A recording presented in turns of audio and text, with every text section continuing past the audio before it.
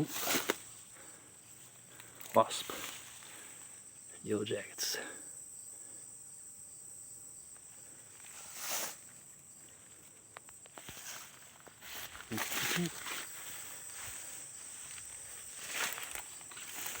It's 100 degrees out here and humid as hell.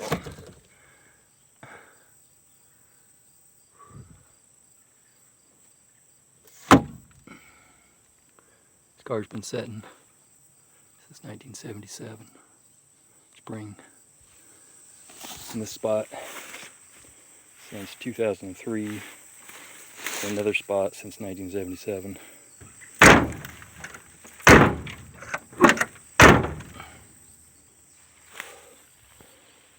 It's all factory original, except for these scrapes up here where these branches, I didn't get them trimmed back one year. PMD caps, mud tires, 70.5 Tempest GT-37.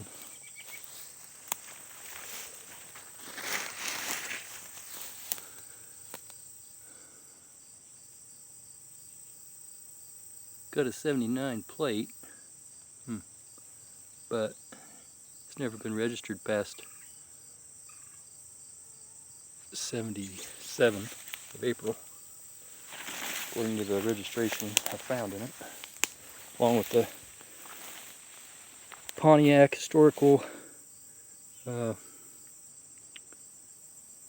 protector plate was in the glove box with all the original owner's manual, and the original person who purchased it, who was a woman actually, but she went to the dealership, the Pontiac dealership in Des Moines in 1970 to get a car for her brother who was coming back from Vietnam. And I believe it was either her brother or her husband, and she went to the dealership with two other brothers, or a brother. It's been a few years since she told me the story, so, but I know it was purchased for someone else by the original owner,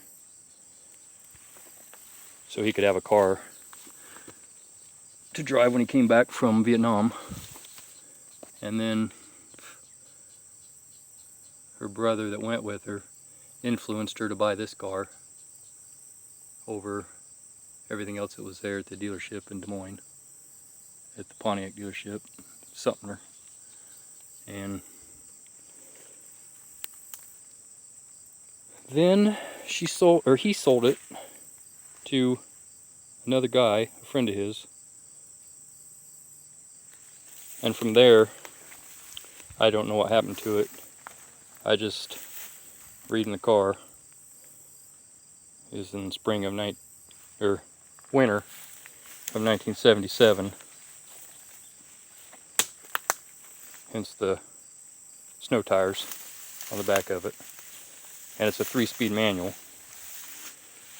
And the clutch does feel good, but I'm betting got stuck, got drunk, or something, because in the trunk I found 2 full cans, but evaporated, of Schlitz, still on the little ring, and they're both pull tabs, the old style pull tabs, and the beer evaporated over time in the trunk. I've never had the trunk open.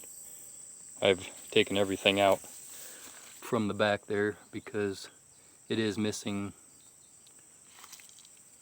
just the rear seat, which I have one to put in, and it has sat here for 22 years, but honestly it's in the exact condition as when I pulled it home, because it had no floors, the seat was trash, this window's been down with a dent in the door that prevents it from closing since 1977. And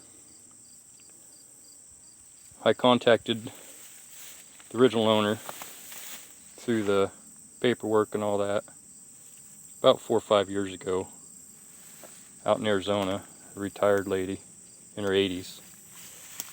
And I've been trying to get a hold of her again to see if she ever did find any pictures of it when it was new with them or anything. And they were looking last I knew, but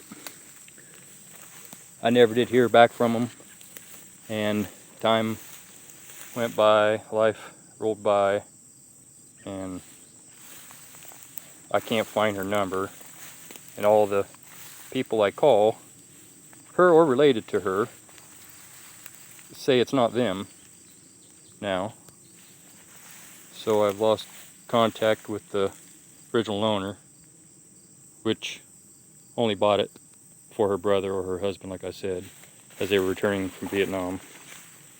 And he actually had already passed when I had talked to her. And the friend who owned it second had already passed. I think he passed first. But I actually knew what this car was the day I went and looked at it. It was advertised as a Le Mans GT-37, in which I knew there was no such thing. And I had just looked through an old high-performance Pontiac or hot rodding that had described these cars and what they were and the value at the time back in 2003. And did I ever mean it to sit here for 22 years? Definitely not. Especially the more I look at it and how it's in better shape than half the cars I drove throughout my life, except for the floors. That's why it's here. I had absolutely no room in my place. And I was always told I was not allowed to bring cars out to the farm, because if I would have been able to, hell, this probably whole place would be covered in Pontiacs. But I left one out here and I brought one out here, and I need to get it out of here. I've been meaning to for years, but life's a bitch, and sometimes you're treated as such. I try to come out all the time and mow around it, weed around it, but parents have passed, grandparents have passed. This originally was their mule lot. Actually, this was originally just an open space with my car until a mule lot got built around it. And then after passings, no one wants to take care of the mules. That did keep it all nicely trimmed around it, at least. And every dent in it was there.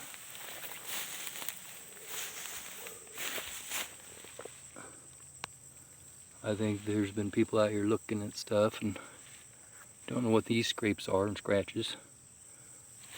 Surely not that. But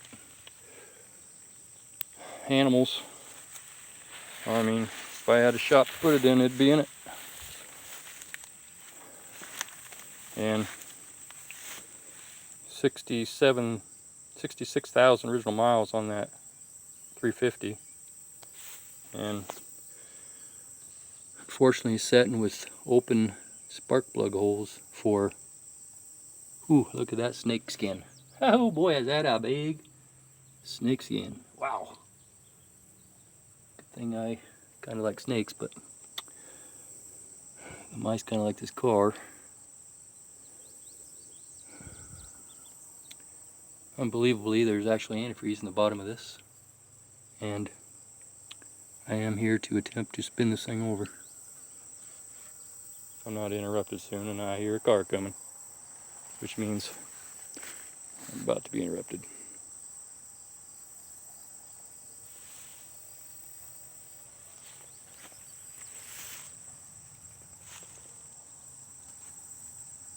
By the way, this is in 70, the exact way they came from the factory.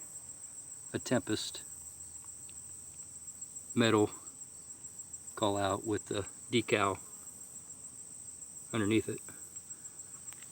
in 70.5, which is the only ones that had the 69 judge stripe. 71s had a, and a few of these later came with the 70 eyebrow stripes, and then they had a sword stripe, also in 71. And there was also a GT-37 right here. Maybe you can see it once I get the barnacles off, but it's gone now over time. The horses and mules may have rubbed it off, or it just came off. But I have pictures of it about every other year, just to come out here and take pictures of it.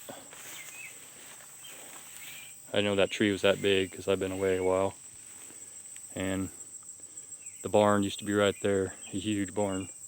It fell down.